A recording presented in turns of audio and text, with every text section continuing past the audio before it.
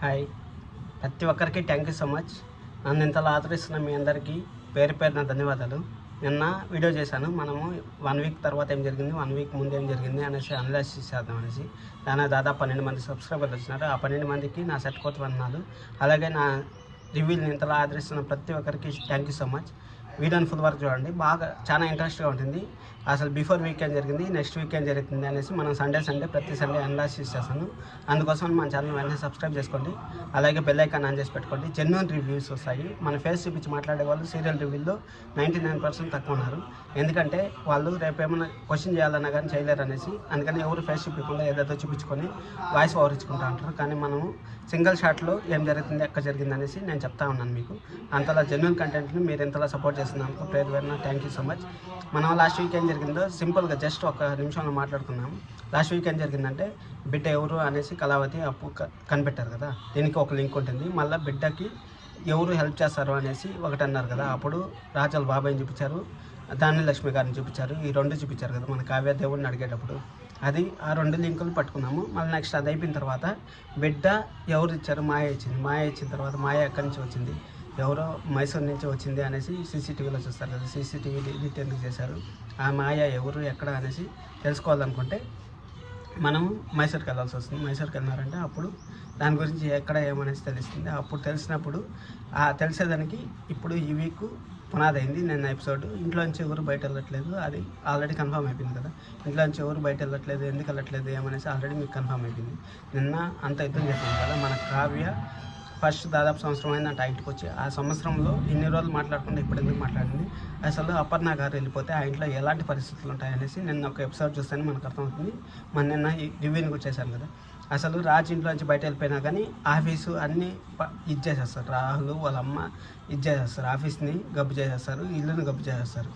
అప్పుడు అసలు అపర్ణ గారు వెళ్ళిపోతే అందరు పెత్తనం వాళ్ళదే. ఇప్పుడు అనామిక కానీ, రుద్రానిక గారు కానీ, ధనలక్ష్మి గారు కానీ, బామ్మ ఏం చేయలేదు. ఇంకా అందరూ చేరి ఇంకా ఆ ఇల్లుని దుగ్గిరాల వంశం అనేది ముక్కలు అయిపోయేసి ఎవరి పాటికి వాళ్ళు చూసుకొని వెళ్ళిపోవాల్సి వస్తుంది. అసలు మగవాళ్ళకి ఆ ఇంట్లో వాల్యూనే ఉండదు. ఆమె కానీ వెళ్ళిపోతే వాళ్ళ హస్బెండ్ నేను పటాపంచలు చేసేయాలి ఈ నిజాన్ని అనేసి చెప్తాడు కదా. ఆ పటాపంచలు చేసేయాలనేసి వాళ్ళు వాటికి ఆ డిస్కషన్ అయిపోయింది. ఆ వీక్లో జరిగిండేది సింపుల్గా మీకు చూడండి. జెన్యూన్ రివ్యూలో 1 నిమిషంలో మీకు చెప్పాలన్నాను. 1 నిమిషంలో ఆల్రెడీ మీరు చూసుకోండి. 1 నిమిషంలో మీకు చెప్పేశాను.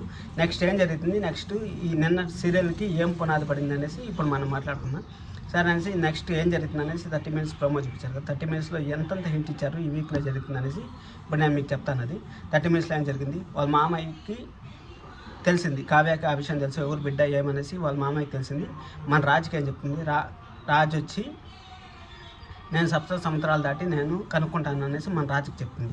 రాజుకి చెప్పినప్పుడు రాజుకి ఆ విషయం చెప్పదు. ఎందుకు చెప్పదు అంటే, ఇప్పుడు రాజుకి కానీ ఆ విషయం తెలిసిందంటే వాళ్ళ నాన్న చెడ్డోడు అనేసి, అప్పుడు కావ్య మా నాన్న చెడ్డోడు అనేసి రాజు ఫీల్ అవుతాడు అనేసి రాజుకి చెప్పకుండా ఆ మాయ ఎవరు, ఎక్కడి నుంచి వచ్చింది, ఏమొచ్చింది అనేసి వాళ్ళ మామయ్య కావ్య ఇంకా దాని గురించి తెలుసుకొని అప్పును కూడా హెల్ప్ తీసుకుంటారు. అప్పు ఎందుకంటే హెల్ప్ తీసుకుంటారు, అక్కడ అప్పు పోలీసులకి వాటికి వీటికి కాంటాక్టివిటీ ఉంది కాబట్టి అప్పును కూడా హెల్ప్ తీసుకుంటారు.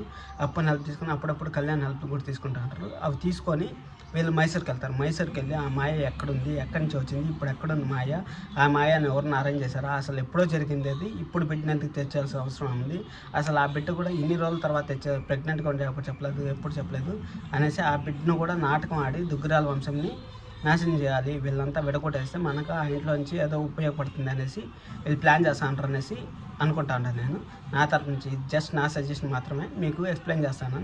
అందరిలాగా ఏమో జరిగేస్తుంది, అది జరిగిపోయింది, ఇది జరిగిపోయింది, అనామిక ఒకరోజు అంటారు, నెక్స్ట్ అదే ఛానల్లో దాని లక్ష్మి అంటారు, అదే ఛానల్లో ఇంకొకరు అంటారు, అదేవిధంగా కన్ఫ్యూజన్ చేసి మిమ్మల్ని ఇంతలా షాప్ పెడతా అంటారు కదా. అందుకోసమని నేను జెన్యూన్ రివ్యూగా చెప్తాను మీకు.